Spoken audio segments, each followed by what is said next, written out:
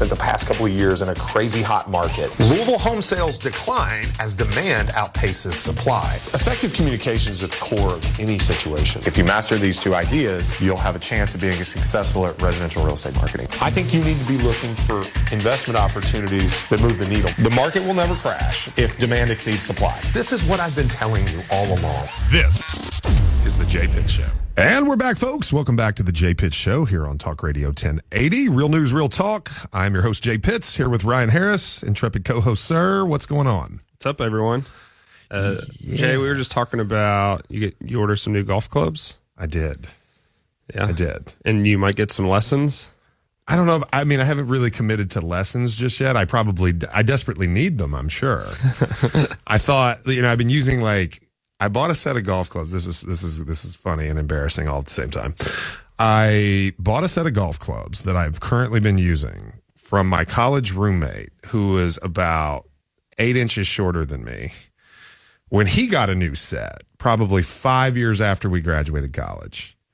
It was a set of Max Fly irons. They're real forgiving. They're forged, of course. They're not very good, but they're, whatever. They're better than what I had, and they weren't very much money. And I don't play golf much and I play more now than I did then, probably because I was a workaholic back then, and I'm a little more balanced these days. But I just never really had the need. I'm a scramble player. I play a couple of times a year in a scramble, and that's about it.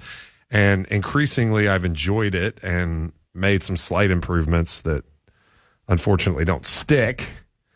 So yeah, it was a step for me to order a nice new driver and a new set of irons. I don't have a rescue. I don't have good wedges. I'm kind of baby stepping it. We're gonna see what happens. If I continue to have interest in playing more, I will get some lessons. Yeah, I'll show you how to put all your clubs in your bag and make you look like you know what you're doing at least. I can do that for you. Okay, so you're telling me that I haven't done it correctly up until now. I don't know. I haven't seen your bag, but probably not. Let's see. So when the bag's got one of those stands, you hit the little thing and it stands up by itself. I put the shortest clubs in the bottom slots, and it goes one little slot at the bottom, then 2, 4, and then 1 at the top. And I basically arrange shortest, clubs to longest clubs, bottom to top. And, so it's your putter and your 56, and then your 52 and your pitching, and then probably 8, 9 in the left slot. Then I go the same thing all the way up with the driver in the top by itself. So you're almost there. But putter should be at the top with all your woods. Ah. Yeah. Why? That's just how it is. That's just how it is. See, I'm a baseball player, so I know just how it is. So several things about how you do things in baseball make no sense. You could see somebody on a baseball field and know if they don't belong there. This is true. And so you see me and you're like, this guy. Oh, this scrub. Look at this scrub. I'm about to take some money from him. But the good thing is I don't bet money, so you'll never take money. All right, what are we talking about today? Other than my golf game. We have a lot to talk about today. We'll just kick it off with the basketball tournament. I just saw this right before came in here to record today. I hadn't heard anything about it. I know what the basketball tournament is, but there is a Louisville team in it this year, and Peyton Siva, Russ Smith, Luke Hancock are all playing, and their first game's Tuesday at Freedom Hall.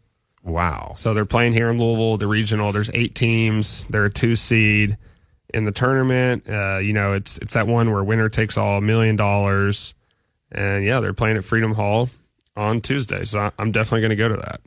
So, okay, you have to help me. I'm pretty sure I know what this is, and I think is this the second year or maybe? No, I mean they've probably been doing it 7, 8 years now. Well, I did not become aware of it at all until last year, and it was kind of chance that I did.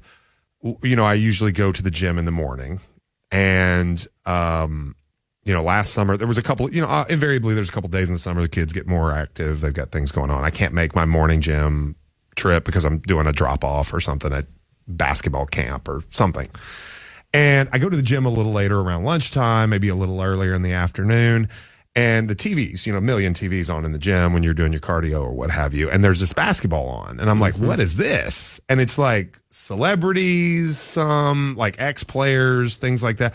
And not very many celebrities, maybe ex-players more than anything. Maybe a celebrity or two that are really good that somehow work their way into playing. But I didn't know the prize money, or I didn't really know what it was about. There's a couple of old dookies that shoot it up from from the hash, and it's just it seemed like fun, but I had no idea what it was about. Yeah, it's just and they just college players, the basketball teams. tournament. Yeah, the basketball tournament. What was it? Maybe do they have celebrity coaches in some cases? Maybe I think so sometimes, or players that are in the NBA from that school that coach. Yep. So Okay. I think Marcus Smart coached Ohio State last year. Okay. Wait. So it's just players from that school. Okay. Well, then that explains a little bit. Okay, so I must have seen the Duke team play then. The ex-Duke players. Yep. Coached by. Okay. So that makes better sense. So the fact that all these guys are just former U of L stars. Yep. All okay. former And who U of did L you say stars. who did you say was on the team? So it doesn't have the whole team here. Sure, we could find it, but I do know Peyton Siva, Russ Smith, and Luke Hancock are playing. Luke Hancock's playing.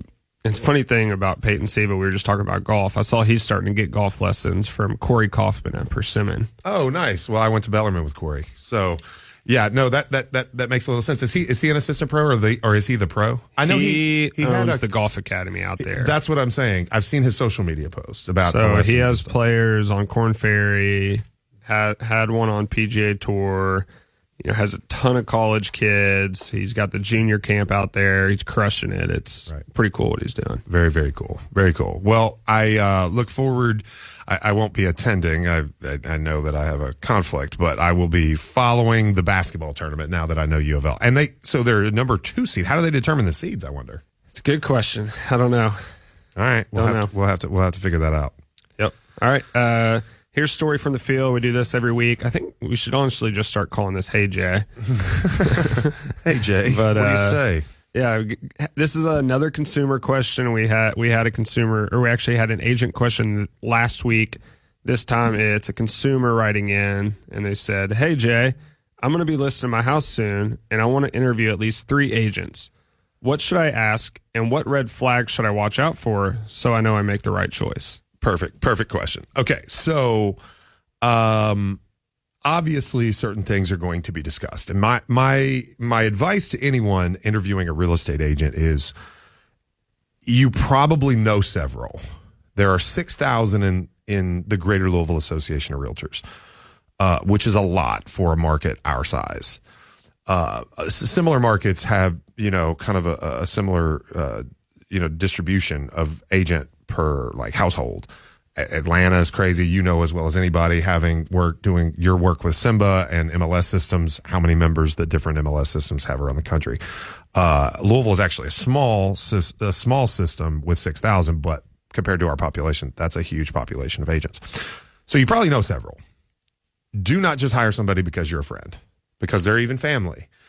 Do not hesitate to ask them important questions. We're going to talk about some of those questions, but do not hesitate to ask those same questions just because you have a close personal relationship with the person. They didn't ask how you determine who you're going to interview. I would certainly say, with that respect, not to focus on a question they didn't ask, but you should look at reviews. It's not that an agent can't be good without a bunch of reviews, but an agent with a bunch of reviews typically indicates someone who really cares about their business, someone who invests the amount necessary, because reviews don't happen on their own. Reviews are curated. Reviews are requested. So focus on somebody that has a lot of reviews, or a number of somebodies that have a lot of reviews. Talk to a couple of different companies. That's fine. Know that agents at Keller Williams are not the same just because they're with Keller Williams. Agents with Remax are not the same just because they're with Remax. All right. So, what questions to ask? And Ryan, I think this one's going to have to run us through the break. We've got a few minutes here, but I think I'm going to probably take a little bit extra time here. Yeah. So questions to ask. Obviously, you want to ask about commission. Okay. An agent that is willing to discount their commission, okay, is an indication of a subpar level of service. Expect to pay full freight. Okay. If you have a friend that's willing to discount a small amount for you, okay, great. But anybody who's willing to discount more than 1 percentage point is a real indication of a lack of service provided. So that's the big one that you want to discuss. Ask them about their marketing plan, okay, and phrase it that way. And when they diminish the need for a marketing plan, that tells you they don't have a plan. Okay. They should have a plan. Ask them about their pricing strategy. If they don't have a strategy for pricing, that means they don't have a plan. Okay. They're waiting to see what you think, thinking about what they think, and trying to acquiesce as close to their number as they possibly can to appease you. Those are big things. Red flags to me. You can ask an agent how many units they close per year. If it's more than about 30 and they don't have staff, real red flag. This is somebody who is going to be, regardless of how efficient they are, they're going to be spread very thin. Okay, they're going to be stressed. They're going to have a hard time giving you the service that you need without staff and support. I personally believe the way to go is a team, because you have lots of people that are able to fill in when the market is at its busiest. So I guess maybe we don't have to. We're right here about the end of segment 1. I think that was a pretty concise answer. If you want to dive into a little more after the break, we can. But I guess with that, let's hear from a couple of our sponsors here, and we'll be back right after the break with the Jay Pitt Show on Talk Radio 1080.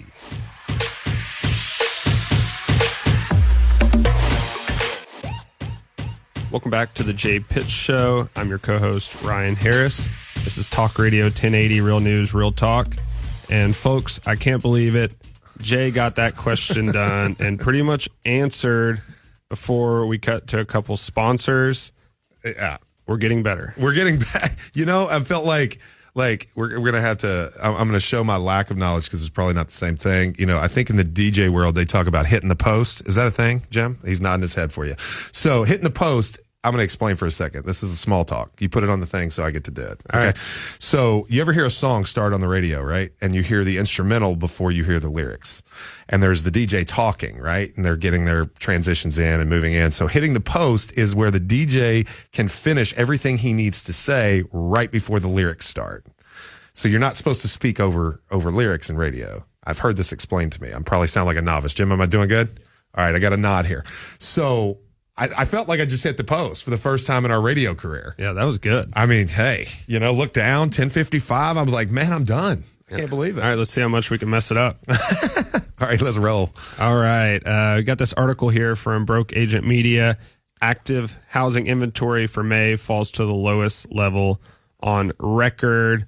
New Redfin report shows fewer U.S. homes for sale in May than for any previous month on record dating back to 2012. Yeah, I'm not surprised. I will add a caveat there, okay, because I believe in clarity. I think this is probably some sellers refusing, not just rate locked, as we've discussed sellers, but sellers of less than desirable properties not bringing their homes to market because they feel and see the drop in demand. So just in the interest of honesty and numbers, because stats can certainly deceive, I think some of that is to play, but we're not headline readers here. So I will say there's not very much housing for sale. There's not. Whether it's the lowest on record, whether that's intellectually honest or not, I'm not entirely sure, but it's very slight. Yeah, and it's a perfect lead into our next article that talks about builder sentiment is on the rise. And, a big reason is because there isn't much inventory. Absolutely. So here we have, it says, builder confidence has officially climbed into positive territory, according to the National Association of Home Builders Wells Fargo Housing Market Index, which rose 5 points in June 2023 to 55. Anything above 50 signifies general optimism among home builders. Yeah, totally agree with that. Firsthand knowledge.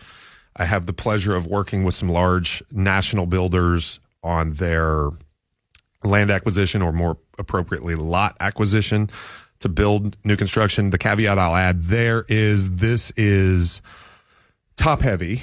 It's the nation's largest builders that build volume in affordably priced new construction. You're seeing in this market the high 2s, low 3s, even sneaking up to 400,000. There is a precipitous drop in activity above 4, especially above 500, where a lot of new construction falls. So it's a few select builders that deliver, affordable, entry level new construction that are carrying the sentiment and carrying the new housing starts. Yeah. What do you think's a better indication of a builder sentiment? Is it better to ask these large, builders that you're talking about that produce, just almost an unbelievable amount of homes a year, or is it the builders in individual cities that have been building there for a long time and have a really good grasp on the area? I think it's really tough. I think you can get two opposite answers, unfortunately. But that industry has gone this direction, and it's spread across the nation, even in smaller markets. So, we can name them by name, but I can tell you the top 50 builders in the nation are what's moving the market. It's not the small builder that builds 8 houses a year anymore. There's still room for custom home builders to thrive, and we see that in our market, and we see it, I would say, in every market. That's not the activity. The sentiment, I think, if you surveyed those, would be low at this moment. Positive sentiment is in volume, which is our way out of the housing, inventory situation that we're in. So we should applaud that. I don't know that you can extract it, to be quite honest. I mean, the market is big builders anymore. Yeah, where builder sentiment would be high, no matter who you interview. Elizabethtown. Yeah. The Blue Oval is driving tons of traffic there. That's for sure. Yeah, I mean, we were talking about the other day. There's so much good news coming out of there. It's not even talked about in the news anymore. It's really not. It's really not. You get a factory that employs 400 people, and you just announced it's a $25 million investment in the community, which used to be front page news, and now it doesn't even make the newspaper. Yeah, it's mind blowing. I'm excited to see what happens. Yeah. It's going to be cool. Yep, very good. All right, let's see. You want to talk about this missing submarine that everybody's... Man, not really, to be honest. Yeah, it's Thursday now, so... I don't know what the story really is for us. It's one of these news stories that captivates the general public, almost plays into like meme culture and virality of like internet kind of culture, but I still don't see how it's possible that we've lost sight of this thing. It was kind of like the story I was talking to somebody this morning about the story about the missing 747 a few years ago. Like, how is that possible? Yeah. Like, there's not a homing beacon on this. What did it go to? Is there interference with the signal? Did they not tether it to anything? Like, how do you drop something that deep and not keep a handle on it? And again, the $250,000 a ticket blows my mind. That's what people pay to do this. Yeah, I don't know. I don't really have much intelligent to say, to be honest about it. Yeah. I mean, I think it's tragic. Tragic for sure. I saw, the remote that used to control it, Logitech. Yeah. Their stock fell over $1 billion after the news came out. Like, that's not what that's built for. It's built for playing PlayStation. Not controlling a submarine that's 2.5 miles. Logitech sells thumb drives and iPhone cases, and it shows what can drive the stock market nowadays. It's crazy. Virality is crazy. Yeah. Let's jump in real quick. Let's talk about Bitcoin spot ETF filings have skyrocketed. Have you paid attention to that at all? I have a little bit, and the price is following. So, I mean, it's, I don't know. I haven't checked it today. Yeah, rates went up a little, or just they stayed where they are, but yeah. You saw S&P 500 drop. You saw tech stocks drop, but Bitcoin over the last week's up 20%. Yeah, BTC is at 30,167.52 right now. That is, kind of crazy, to be honest. Yeah, it is. Over the last 1 month, BTC is up. It's up like 28% on the year. Yeah, it's up like 47% on 30,000 1 month ago was at 26. On June 15th. On June 15th, 1 week ago, BTC was trading at 24.9. Yeah, so you had BlackRock, Fidelity, Citadel, Schwab, Deutsche Bank, Invesco, and Wisdom Tree all apply for the Spotcoin Bitcoin ETF in the same week. It all came out within a few days, and there's been more than those names announced lately. These are just the ones I wrote down, and it all comes within a week of the SEC going after Binance and Coinbase. So I don't know. To me, it seems like it's a coordinated job to, hey, you know what? Bitcoin's here to stay. You've even seen sentiment from Jerome Powell and these other players change in the last few days. Like, hey, it's here to stay, but let's let these big players be who everybody has to go through for it. Yeah, is almost what it seems like, but that's just me. Yeah, no, I mean, it makes sense. Like, if you can't beat it, control it. Like, that's been kind of the general consensus here. I mean, but even still, I'm gonna say this comment, and this is something that you probably know my opinion. You know, we're sitting here in the Dow is at 33,935 right now. 33,935. Aren't we in a recession? I mean, you look at year to date. Okay, the stock market is trading sideways. On January 13th, the stock market was at 34,189. It was at 33,136. So we're 800 points above where the stock market opened the year. Okay, yeah, it's dove. It was down to 31.9 in March, but like, here we are. Weren't we in a recession? Like, I used to say, you could tell market cycles peak to trough was you could tell by a 10% correction in the market. The market has corrected 10% like clockwork. 5% up, 5% up, 5% up, 10% back. 5% up, 5% up, 5% up, 10% back. And it was like a 10% was just like a reset. Yeah. You know, so we've got roughly a 10% correction from peak, 3,000 points. Like, peak was 36. We're at 33.9. Like, how is it that everything is doom and gloom, but we're at almost 34,000 in the Dow? Yeah, you know, I saw Turkey. This is a little off topic, kind of on topic, but this morning I woke up, had my coffee, daily dose of Twitter, jumped on and saw Turkey's interest rates went from like 5% to 15% overnight. And there was another country, I can't remember what it was, that it jumped like 5%. Could you imagine if that happened here? Oh, no. I mean, like, for all we talk about the central bank, I mean, like, we keep things like that from happening. Yeah. For the most part. Now, we did see a doubling in 3 months last year. Yeah. So, I mean, but that was from 3 to 6, not from 5 to 15. Yeah. It's just, I'm sitting there in the morning and I just start thinking, can you imagine if that happened here? And I'm thinking, well, what do those people think there now? Yeah. Like, it's absolutely insane. Yeah, but we're going to cut to a couple ad sponsors. We'll be back on the Jay Pitts Show. I'm your co-host, Ryan Harris. Talk Radio, 1080 Real News, Real Talk. See you in a sec.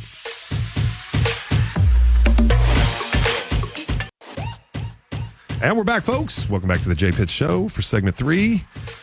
We'll talk a little lab-grown chickens. Actually, no. Maybe in just a moment. Ryan's got an idea. What are we talking, Ryan? And that's how we mess it up. But, yeah, I want to talk about this idea of living your life like it's a documentary. So I watched this video the other day, and I've seen other people I admire, entrepreneurs I admire, talk about it. And it's, they say, it is a little narcissistic, but if you're an entrepreneur and you want the most out of your life, you should really look at your life like it's a documentary. Mm-hmm. Like, people are watching you at all times, and there's a camera on you, and there's going to be a movie made about you eventually. And it really resonated with me, and I'll tell you why. I've started filming these day in the lives that I put on social media, cut up into minute clips. And even though they're a minute, you have to film a lot throughout your day. And I'll tell you what I've been finding is my most productive days, no kidding, are when I do those day in the lives, because I stick to like the routine. I don't try to make it glamorous, like, oh, I'm eating the healthiest I've ever ate. But like, you try to put on the best version of yourself for these videos. Make good you choices. Do what you say you're going to do, and you get a ton done. And, it really resonated with me. And yeah, just like to get your thoughts on that. I think there's definitely something to that. I can tell you this. I learn the best by teaching. So how do I connect those two? For me, if I have to explain something to you, right? If I have to explain something to you, then I have to have a really good handle on that material. I have to have really good command of that subject matter, right? So basically, it's kind of similar, right? I'm going to put on the best version of myself so that I can help you understand a topic. And most of what I do is coaching, leading, training, etc. It's very similar when you invite scrutiny, because that's what you do. Anytime you put anything out for someone else to consume, you invite scrutiny, right? We joke about the trolls in my Twitter comments or my TikToks or my reels that I put out that get a lot of views. In fact, maybe we even lean into the topics. They get a lot of views. Well, yeah, humble brag. They actually get a fair amount of views. How about that? I said what I meant was the TikToks that get a lot of views have a lot of trolls. That's what I meant. All right. Thank you, sir. No, I guess what I'm saying is when you invite scrutiny, you want to put the best version of yourself forward. And I can guarantee you that, no, you're not being fake, but you are being optimal. And that leads to productivity. And the same thing could be applied, generally speaking, okay, to thrusting yourself into a leadership position. Because whether you like it or not, eyes are on you. And as long as you're cognizant of it, then you need to put your best foot forward. So I've got 100 and some odd real estate agents that pay attention to everything I do. I have to be on my game. And frankly, I'll take and draw another corollary here. An adventure you're about to embark on. There's no better teaching role model role than being a parent. And when you really realize how much those kids soak up of what you do and who you are, you'll pay close attention to what you show them. So I think there's definitely something to it. I don't know much about documentaries, and I'm probably not going to have one made about my life. I do some candid stuff, in meetings, and, I will say that it does very much motivate me. And it occurs to me sometimes in those meetings, you go on the socials and you watch those videos and you can tell I'm talking to people. I know Hannah's got a camera on me, and I know I got to come up with something worth sharing during that meeting. Yeah. Right? So you put your game face on.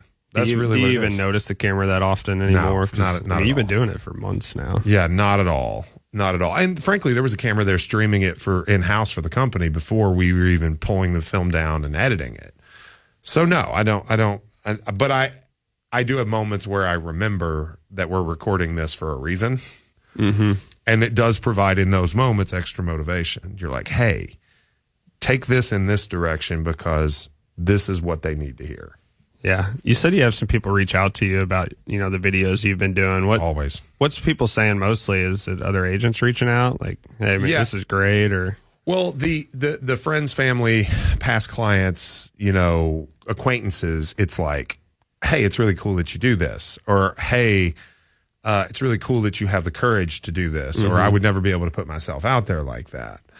Honestly, I think if I had really thought about it before I started doing it, like any video at all, it might have psyched me out a little bit. Yeah. But I didn't really think about it. I just thought about talking to our agents and trying to coach them. And I knew that they would be the ones that would consume our content the most and other agents like them. So it would help in recruiting and it would help in retention. It was good for my business, is what I needed to do as a leader. Because if you're an agent in my company, but I don't see you every single day. Yeah. But you're on Instagram every single day. Yeah. Okay. And when my video hits your feed, you're like, that's a good point, Jay. Let's see how bad we can mess it up. Yeah, well, Jim it's funny. I think these short videos make it somewhat easier. It's so funny to look back when we were at the old office, and you remember the videos Phil and Luke were doing with us, where there was one agent and we had like a topic, and you were like, it can't be, we need to do it at least 3 to 5. It needs to be 3 to 5 minutes long. Like, oh, I know. And need to sit there and talk, and like no cuts in between it either. Like we tried to do one shoot, and now everything is like, you want it cut, you want it short, you want a headline, you don't want to look like you're just sitting there talking. 30 seconds now, but less than 60 seconds, one cut, one take, but then she's going to cut it 22 times. Yeah. Like, every breath I take is going to be cut out. And it's funny. It is funny. And I do remember those, and those are painful to watch, by the way. What's even more painful is the old blooper videos that they used to put together on how many times we would mess up trying to get 5 minutes of clean video in one take. But no, man, that's people do notice. Agents definitely notice. Different team leaders, similar folks to myself around the country, they definitely notice and ask for. I got added to a Facebook group yesterday by a good friend of mine. He started it. It's ChatGPT or AI use in real estate. He wanted me to help contribute. And I just said, one of the best uses we've had is writing scripts for short form video. I don't have to take the creative time to sit down and write out a script. I know the content, and I feed the key points into the AI, and it gives me a 60-second video script. So I don't do very many of those videos. I'm happy to share it. Like I said, I'm transparent as the day is long. So I will tell you exactly what I do. Those are not my words always. They're my concepts, but they're not my words. Yeah, I'll tell you, I wanted to ask you this. I was thinking about it yesterday. I was watching one of your videos, and it was one of the team meetings, and you were talking something about, I don't know if it was trailer park homes or Yeah. what That it one, actually, was. that video did really well. Yeah, well, it's just, I'm like, how do you know all this stuff? How do I know about it? Yeah, you know so much stuff. Well, I can tell you this, it's a conversation that you and I have discussed a little bit recently. I started off in the mortgage business and I made loans on mobile homes, and you have to know what is required to convert a piece of personal property in a mobile home to real estate in order to be able to lend upon it and the instruments required. And so that particular lesson, that's how I learned. I will tell you this. I had the benefit early in my career. So I was a mortgage professional for, 3.5 years. Mortgage people handle more transactions than real estate people do because on average their compensation is less per file, and so they need to do more transactions to make similar There's money. less mortgage professionals. There's less mortgage professionals and real estate agents. So you do a great month is closing 10 deals a month, but you rarely find a real estate agent that closes 10 deals in a month, right? So you see a lot more transactions. You see problem solving more frequent. Okay, so I go from that to being a bank foreclosure REO listing agent, which the listeners may not know. REO stands for real estate owned. It comes from a line on a balance sheet where a bank has foreclosed and reclaimed ownership of a piece of property when somebody didn't pay their mortgage, and they want to liquidate that. Those were, on average, small prices, complicated transactions, and a lot of them when I got into the business. 2008 is when I started selling real estate full time. So from 2008 to 2013, I did thousands of transactions on bank foreclosed property, and those have very unique and like crazy problems that you have to solve. So really, I've just done a lot of deals in my life, and you notice that the problems become consistent. And even if they're not exactly the same, I can take this solution and it's kind of like that, and I can apply it here. And here's the difference. Okay, I learned that now. And then I take the two experiences and I apply them to the next one that comes along. And it's just, you snowball, your knowledge snowballs. You know what I feel like you're like as a mortgage broker who actually cares about their agents, does produce, and has done a lot of deals in their career. It's like when you're a kid and you ask your parents questions all the time and you just expect them to know the answer. And even if they tell you something, like they may not know it, but you're going to believe whatever they say. Do you ever feel like as a broker that you are where agents, look up to you and trust you? Agents expect you to know every single thing they come to you with. And I'd say you probably know most. I know a lot. I don't get stumped much. I had one the other day that stumped me. I won't elaborate too much, but an agent asked me how to comp a hotel, an abandoned hotel in this little sleepy country town. There's no comps, none. And think about a motel. What other uses do a hotel have? Make them Airbnb rooms. Yeah, but and it was like a small town with a little bit of attraction nearby. But like, if it's not a hotel, it's not worth anything near. Like even an appraiser's guessing. Mm-hmm. And so I didn't have a great answer for that. But I gave him some ideas. But you just level with them. That's really what it is. Yep. Well, we're going to cut to a couple sponsors, and we'll be back. We're going to take our pick on who's going to win the Mark Zuckerberg versus Elon cage match, and we're going to do the game we've been playing, Would You Rather. So we'll be back on the Jay Pitts Show. I'm your co-host, Ryan Harris. Talk Radio 1080. See you in a sec. Welcome back to the Jay Pitts Show. I'm your co-host, Ryan Harris. Talk Radio 1080. Real news, real talk. All right, we've talked about a lot already. We got just about 10, 11 more minutes. And I'm sure you saw this today. Zuckerberg and Elon going back and forth. Supposedly, they're going to do a cage match. This is going to be so funny. Like, is this really going to happen? This is not happening. So, I think there's a chance. I wouldn't put anything past Elon. I mean, he does things that everybody says he's never going to.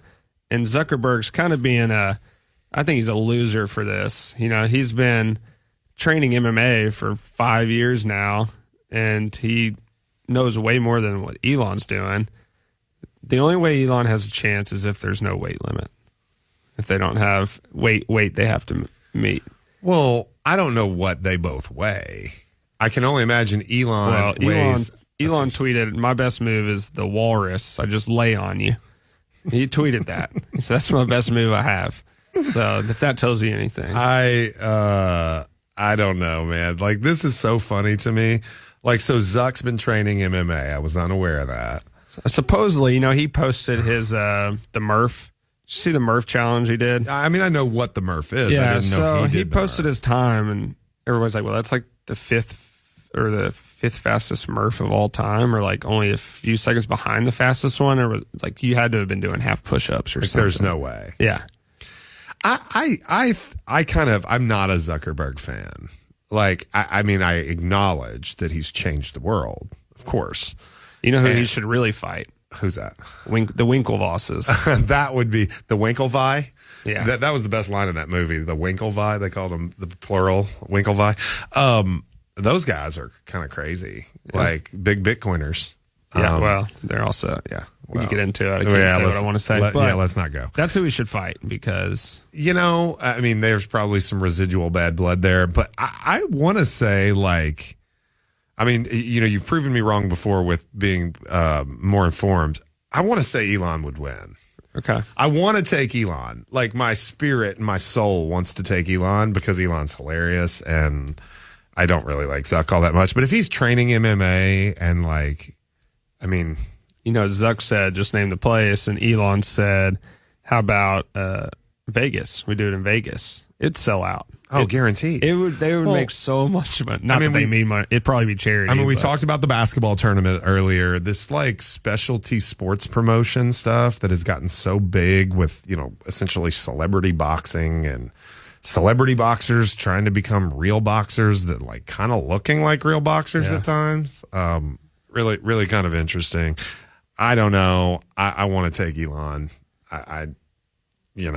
If you told me that Zuck trains, so Zuck versus Elon. You have Elon. I'll take Zuck. We'll watch it. Put some money on it. And see how it goes. There you go. Since you can't bet me at golf because I'm not good enough, I'll give you some shots. You'd have to give me way too many shots. All right. So we going to Would You Rathers? Yep. So Would You Rathers, we've done these previous. I think last time you asked me, would you rather give up your phone for a year or shoes for a year? I said shoes. You said phone. Of course. I can't remember the other one we did, but I got a few more for us. Yeah. So, you want to ask me first? Or you want me to ask you first? You go ahead. I'll be the subject. All right, Jay. Would you rather give up your car or your computer for a year? Completely easy answer. Computer. Final answer. I thought you'd go the other way. If I can keep, I could go the other way, but my phone is so and it goes against my last answer, right? Yeah. I just don't want to be without shoes unless I live at the beach, which you got me on that comeback. If I live at the beach, I can go without shoes, but as long as I've got an iPhone, I don't need a computer for much. Okay. See, I thought you could just Uber. I go multiple days. I could Uber, and I could probably hire a driver for a year. that would be painful. But I could probably make that happen. But I don't use my computer very much. This question also only applies to people that don't live in like New York or. This is also true because it's an easy question for them. Because it's easy because they do it. They do it without a car every day. Sounds pretty bratty. Yeah, right. That's a really good answer to ask privileged real estate agents. Car or computer? I could do without the car because I don't show a lot of houses anymore. You imagine having to write every offer on your phone? That is bad. But I don't write many offers either, right? I'm not coaching. because you don't want to. Not because I don't want to. Or you can't. Not because I can't. Not because I don't want to. Because I allow my team to help me in that respect, and I spend my time on marketing. I spend my time on, problem solving, coaching, training, and leading. Yeah. So, before I ask the next one, I'm always interested how Hannah, who edits these, chooses which would you rather to post. I think it's honestly, and this is just an insight into me, and Hannah will attest. I have no input on what she selects. ever. She picks it all. And as long as I will give feedback sometimes. I'm like, hey, I'd like to see more of this or maybe less of that. But no, she rolls. She does her own thing. Great. All right, let's go to the second one. We didn't get your answer. Oh, I'd give up car. You'd give up the car. All right. Yeah. You live in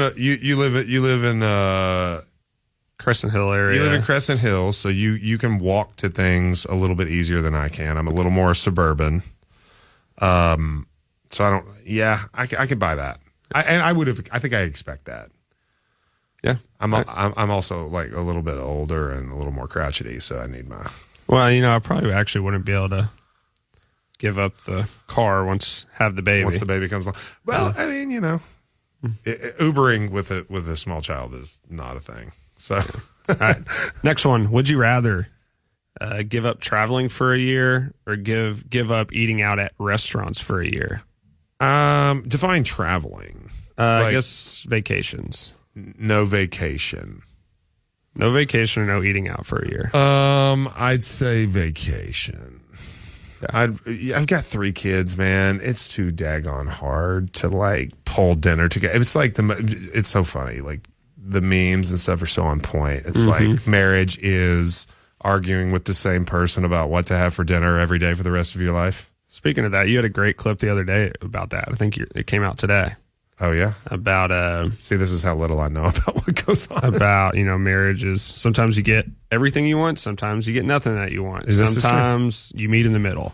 I tell you something I've heard recently is this score, this marriage score, where couples are developing, and I know it's slightly off topic, so bear with me. Right. They tell each other their score for the day. Each day, you say, hey, I'm at a 90 today, which means I'm at 90% capacity, which means I need a little help, but not much. Or I'm at 60 today. I'm really drained. I really need you to pick up today. Or I'm at 0. Right. And it's good for couples to stay in communication because the truth is you want to be able to pick up 100% of your partner. Right.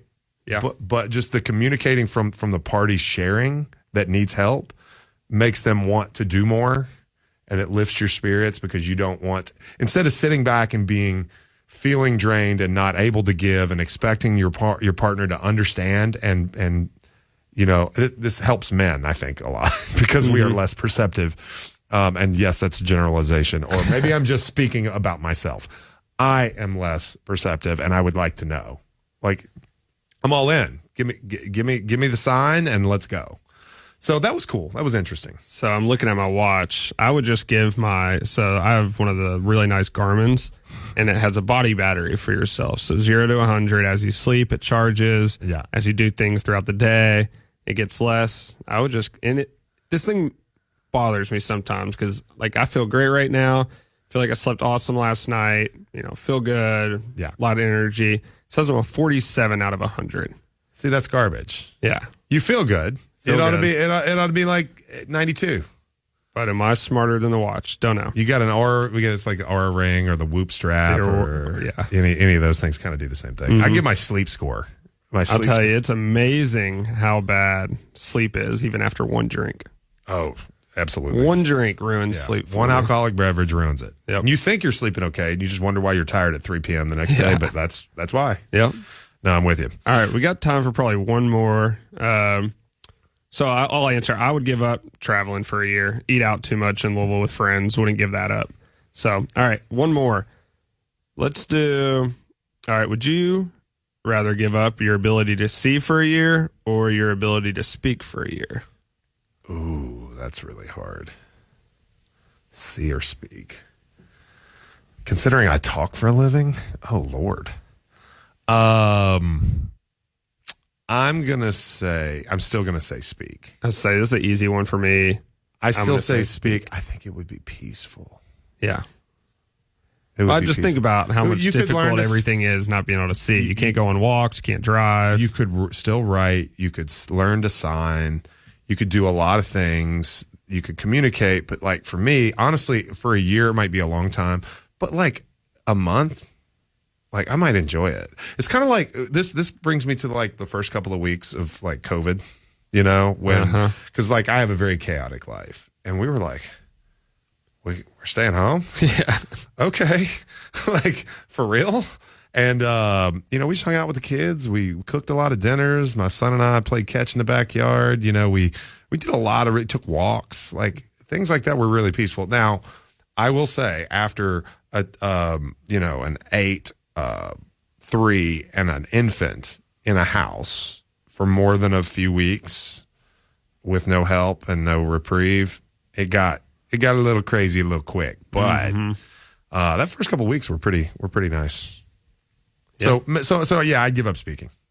Perfect. Yep, I'm with you. But I think we're about done. You want to sign us off? Yeah, that's all we got, folks. As always, we appreciate you for tuning in, all your support. Don't forget to email us your questions or DM us on socials. You can find us anywhere. Just look up my name. You can also find Ryan out there. Give him a follow. He would certainly appreciate that. But that's all for this week for the Jay Pitts Show here on Talk Radio 1080. We'll catch you next week.